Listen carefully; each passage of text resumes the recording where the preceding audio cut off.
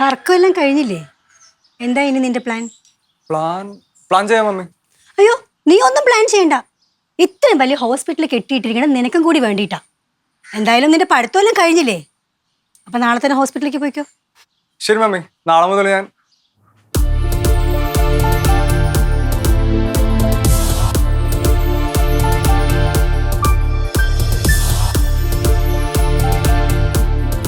അല്ല കുറച്ച് ദിവസം കഴിഞ്ഞിട്ട് പോവാം.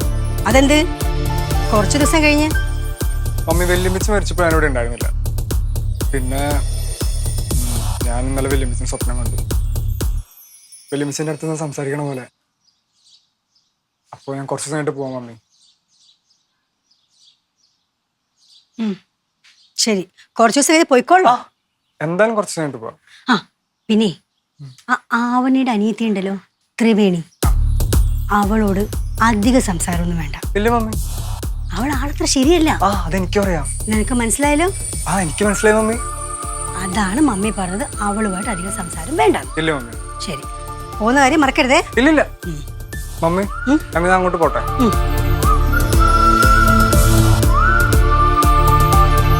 കിഷോർ എവിടെ പോയിരിക്കുന്നു? ആ കിഷോർ, നിങ്ങളെ കാണാതിരിക്കുന്നു. ഇപ്പൊ നിങ്ങളുടെ സംശയമൊക്കെ മാറിയോ? ആവണിയും ആവണിയുടെ വയറ്റിൽ കിടക്കുന്ന കുഞ്ഞിനെയും ചേച്ചിക്ക് ഇഷ്ടമല്ലായിരുന്നു എന്നുള്ള കാര്യം എന്ന് യശോദമ്മ നിന്നോട് എന്തെങ്കിലും പറഞ്ഞായിരുന്നോ? അല്ല, യശോദമ്മ എന്തിനു പറയണം? മോഹനം പറഞ്ഞല്ലോ, അതുപോലെ. മായ, ഞാനൊരു കാര്യം പറയാം. ആവണി ജോലിക്ക് പോകുന്ന കാര്യത്തില് യശോദമ്മയ്ക്ക് യാതൊരു എതിർപ്പും ഉണ്ടായിരുന്നില്ല. നിങ്ങൾ പുതിയ കഥയായിട്ട് വന്നതാണോ? കഥയൊന്നും അല്ല, ഇതാണ് സത്യം.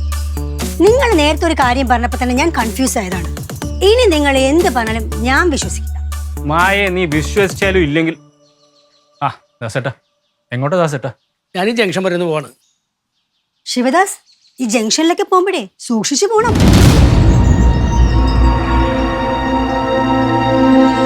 അല്ല കിഷോർ, പ്രായമുള്ള മനുഷ്യനല്ലേ, പുറത്തേക്കൊക്കെ പോകുമ്പോ ഒന്ന് സൂക്ഷിക്കണമെന്ന് പറഞ്ഞു, അത്രേ ഉള്ളൂ.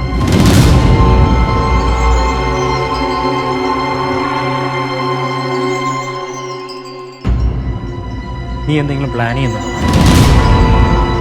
ഭാരിച്ച കാര്യങ്ങളൊന്നും കിഷോറിനോട് ഞാൻ അന്വേഷിക്കണമെന്ന് പറഞ്ഞിട്ടുണ്ട്. മായ, പ്ലീസ് ചെല്ല്, അകത്തേക്ക് ചെല്ലു കിഷോർ.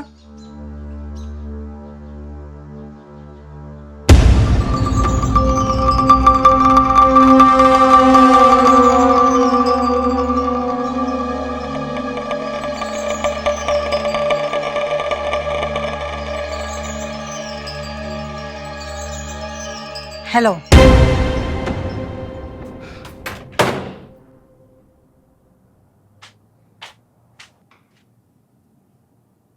ചേച്ചി, അച്ഛൻ എവിടെ? അച്ഛൻ പോയിട്ട് വന്നില്ലേ? അച്ഛൻ എവിടെ പോയി? അച്ഛൻ ജംഗ്ഷനിലോട്ട് ഇറങ്ങാന്ന് പറഞ്ഞു. നീ വിളിച്ചു നോക്കിയില്ലേ? ഞാൻ വിളിച്ചു, ഫോൺ സ്വിച്ച് ഓഫാ. സ്വിച്ച് ഓഫോ? ഫോൺ അങ്ങനെ ഓഫാക്കി വെക്കാറില്ലല്ലോ.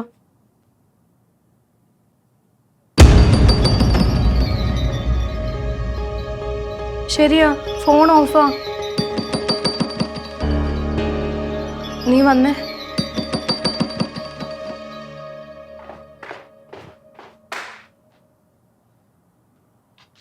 മോനേട്ടാ, അച്ഛൻ പുറത്തുപോയിട്ട് ഇതുവരെ വന്നില്ല.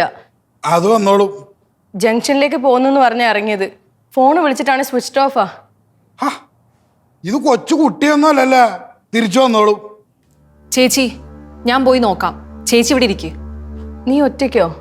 പിന്നെ വീട്ടിലെ ആണുങ്ങൾ ആരും കൂടെ വന്നില്ലെങ്കിൽ പോവാതിരിക്കാൻ പറ്റുമോ? ചേച്ചി ഇവിടെ ഇരിക്ക്. ചേച്ചിക്ക് വയ്യാത്തല്ലേ? മോളെ, ഞാൻ വരാൻ കൂടെ. എങ്ങോട്ടാണ്? ചോദിച്ചു കേട്ടില്ലേ എങ്ങോട്ടാണെന്നാ?